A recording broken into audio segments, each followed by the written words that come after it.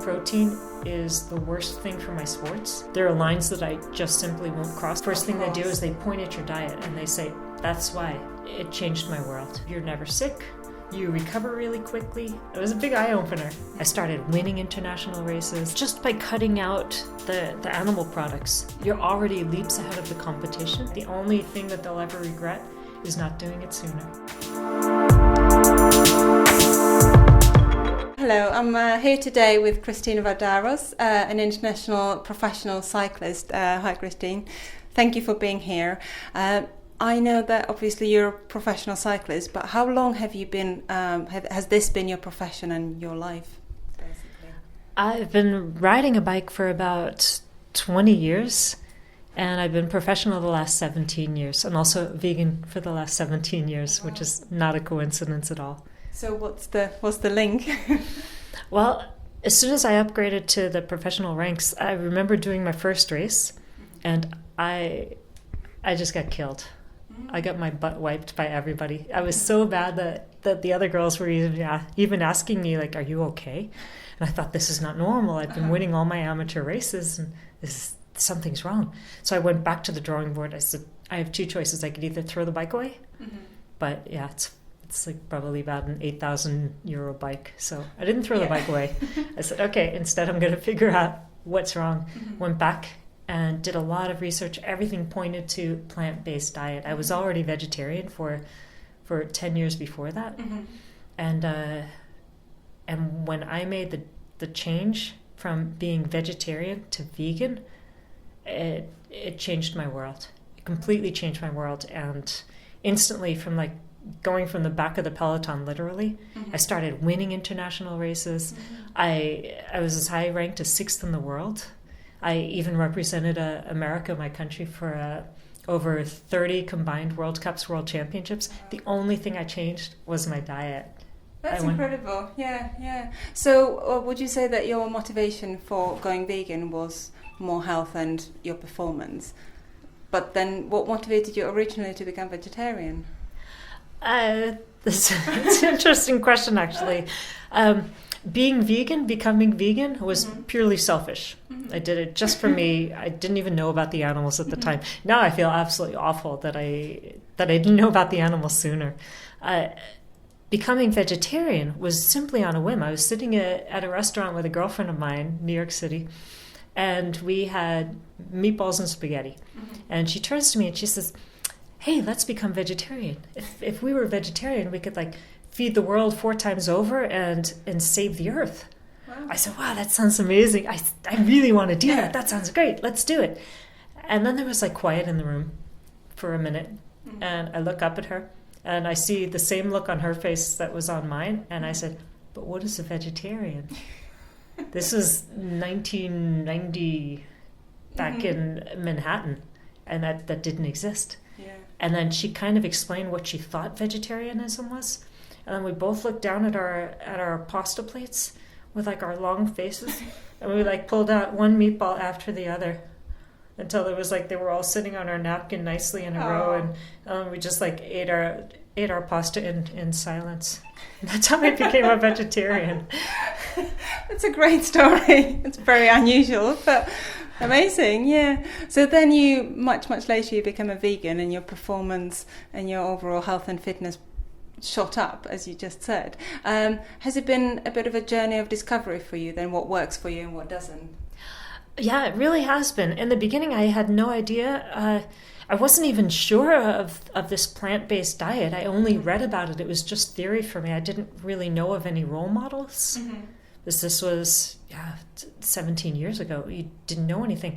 And if you have a bad race day, you start questioning if it really does work for you. And I remember after one race, it was a big national race in America, Saturday, Sunday race. Saturday, I had an awful race. In hindsight, I realize now that some people have bad races, good races. It's up and down in sport. And but I questioned my diet because other people around me were all questioning my diet. They knew that I was like broccoli girl. So I remember going to the supermarket and I looked and I walked over to the fish aisle because I thought maybe I had to eat something. And while I was walking around in the supermarket, in fact, another girl, another pro athlete, she comes up to me and she says, "Hey, Christine, you had a real shit race today." And I think it's because of that stupid broccoli diet of yours. Oh. So it gets in your head. Yeah, it does. And there I was standing in the fish aisle sweating bullets. My t-shirt was drenched. I was so nervous about what to do, questioning myself, and I walked away from the fish aisle. Got back to my hotel room, called my vegan coach, and he said, "Peanut, what the fuck are you doing in the fish aisle? That was the stupidest thing you've ever done in your life. I'm glad you walked away. Now fucking get back on the job, make yourself some fucking pancakes, get on the bike, and focus for tomorrow." And it was a big eye-opener. And then the next day I killed it. I did really well. Right, so it got you back on the track. And along the way I've actually found what works, what doesn't work. It's mainly if I stick to whole grains and I stay away from like the simple carbs, like simple pastas, simple rices. I really stay away from a lot of that. I stay away from breads. Anything with simple carbohydrates, I really have to stay away from. And then I feel much better about myself.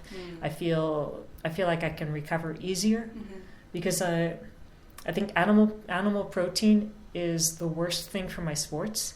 Second worst is simple carbs. That's necessary. It's one of those necessary evils when you do high intensity sports. Then you need those simple carbs for just a short period of time. But for the rest, I found that my body works so much better if I stick to the closer to the ground I can eat, the better it is for my body. It's a good way of putting it. Yeah, the closer to the ground. In terms of your personal journey and your vegan lifestyle, so as you learned more, has the ethical side of things come into picture as well? Yes. Shortly after I became vegan, I actually started learning about the impact of my decision on the animals, and you can't even imagine how awful I felt.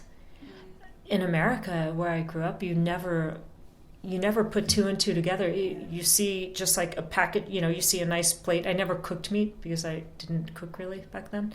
But you'd never put it together that steak on your plate was actually like a cute little cow or a baby taken away from its mom and everything else and tortured and cut in half while it's still alive. And it never occurred to me, any of that. So that's really what keeps me strict. And over the years, I have learned things. In fact, this is an awful thing, and I'm a bit ashamed to tell you this. I can't believe I'm telling you this, but in China, I was given, the organization absolutely loves me. So they gave me the highest prize of all the gifts that they gave on everyone else.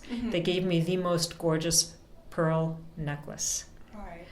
I wore it with pride. I took photos, put it on Facebook. It was everywhere.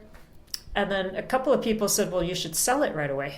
Or you should, or what are you going to do? Or did you give it back? And I was like, I didn't understand. I thought pearls came from like a precious stone or I thought it was like a sort of like metal or... I had no idea that pearls came from oysters. Oyster spit. So I'm still learning. This is still a process. And this is coming from me, the one who's given like whole talks on bees, on the plight of the bee. And here I am like wearing a pearl necklace. So I'm still learning. There's just so much to learn. You can't ever stop, I don't think. Yeah. People they're calling it Pearlgate now. Oh dear. It's pretty embarrassing. Okay. So but it does keep me strict, but I'm still learning and I'm still figuring out where animals are hidden in products. That's also a trick. Well, speaking of which, leads on to another question. How about your sponsors? Because that's a major issue for a lot of professional athletes and sports people. Do you choose carefully or how does that work? Yeah, that's a really good question. It's something that does enter my mind because my standards are so strictly cut that there are lines that I just simply won't cross, and I've lost big opportunities for sponsors because of where I stand. One team offered me a great opportunity to join their team. I turned them down. It would have been really lucrative. It would have been amazing. But the title sponsor promoted wool, and I couldn't cross that line. I said no. Everybody thought I was crazy. And I've also had other energy bar sponsors, for instance, that were promoting just, animal this and animal that, and weren't open to change. And I've had to turn them down.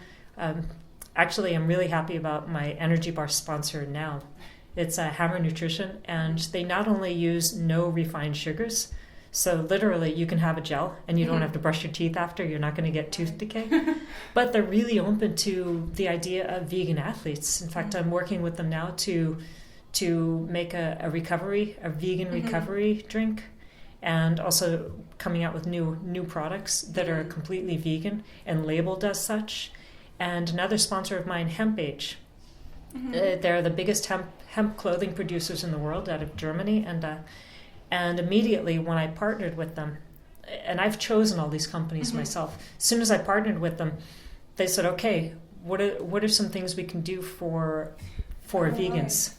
And now they're labeling everything. They're getting rid of anything that had any kind of animal product in their line, so that way they can be completely vegan. And my T-Strong Transportation Company, it's a transportation company out of Texas, and they promote really hard bicycles as transportation, alternative transportation. It's a green company, and so every single name on my jersey, including the Vegan Society logo that's like big across my ass, all have something to do with the environment, the animals. They're all doing something good, and I think that's a wonderful thing. My title sponsor, Stevens, they also they are really big on recycling and energy use and working for the animals. And none of my sponsors use any like leather products, which is great. It's definitely a mutually beneficial relationship, it seems, and that you're inspiring change by just being the way you are.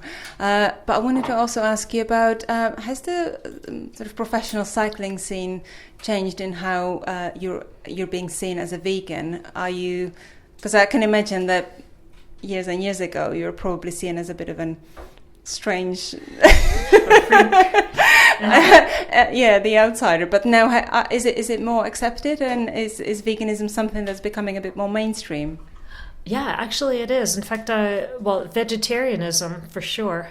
The former world champion on the road, she's a vegetarian, mostly vegan, some people say. And also having other people like Serena Williams, the Williams sisters, having them be vegan while in competition. That also helps. There are some other role models as well that are helping me not to be looked upon as a freak. I've also had, my results have also spoken strongly for a vegan diet, which helps a lot. And it's people are now, quite a lot of professional athletes have actually switched to a vegan diet because they saw me, because they saw how I ate, they saw how well I recover. So they also want those benefits as well. But a lot of them still won't come out publicly and say, I'm vegan, because you still take the chance of, if you have a poor race, first thing they do is they point at your diet and they say, that's why, because you're a broccoli person. And so there's still a bit of especially in cycling, you don't want to be looked upon as different, because no team wants somebody who's different or a problem. So, but it's getting better. It's getting a lot better. On the tables with the professional athletes, you'll now see soy milk, and rice milk is really popular, more than soy milk actually. That's interesting. Yeah, it's for the phlegm. So rice is going to be much better than soy every time. So it's starting to happen. They're cutting their cheese out on their pasta. They're not using cheese anymore. Not everything is cooked in butter anymore. And times are changing. The eggs are coming down. The meat is going away. Veggie burgers are now more popular. Is there anything you'd like to share with people who are very physically active or sports people? Something like a favorite snack or something easy to replicate that works for you? One of my favorite desserts is the easiest thing in the world. You just freeze bananas, and then you take them out of the freezer, thaw them for a few minutes so you don't break your blender, and then you just mix them with some berries, a little bit of lemon juice if you want, some coconut shreds, or pieces of dark chocolate, and it's amazing. It tastes like ice cream. I can vouch for that. I've tried it. It's amazing. Yeah. It is. Yeah. I would pay good money at a restaurant for that, for bananas. Lovely. And is there anything, any piece of advice that you might want to give to someone who's maybe thinking about going vegan, but unsure about that in terms of being a professional athlete? Well, by cutting out the animal products, you're already leaps ahead of the competition. There's no need for replacing. You just increase your vegetables, basically. You don't have to replace with anything else because the meat was never, you were never relying on the meat. The only thing the meat was doing was actually taking away from your performance.